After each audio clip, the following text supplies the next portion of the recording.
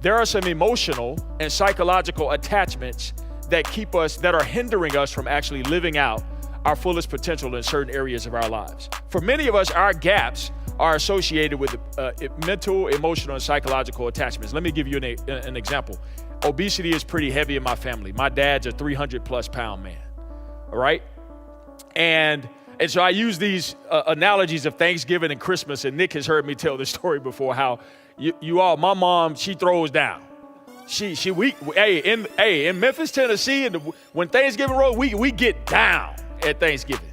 All right, I'm talking fried chicken, baked chicken, ham, turkey, dressing, collard greens, mac and cheese. I mean, it's the entire spread, everything. 3-4 types of pies, 3-4 types of cakes. I mean, it's crazy, right? So imagine the person who says, I'm gonna go on a diet, right? And generally speaking, you know in your mind what success looks like. I'm gonna eat less, I'm gonna eat healthier, and I'm gonna move more, generally speaking, barring the fact that obesity is really a true disease, right? So mentally, we know what success looks like cognitively. The challenge is when we walk through the door at Thanksgiving and we get a whiff of that food, all of a sudden, the emotions and the psychological attachments start to speak language that overrides our logical and cognitive clock.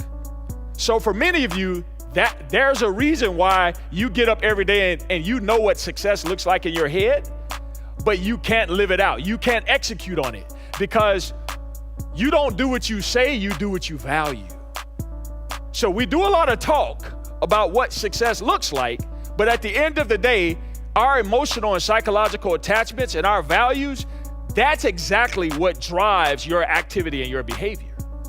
And so our unwillingness to rewire our brain and override our emotional and psychological attachments can become a barrier. He was afraid. Fear had a grip on him that prevented him. The emotion of fear essentially paralyzed him from doing what he knew God had called him to do with the resources that God had given him.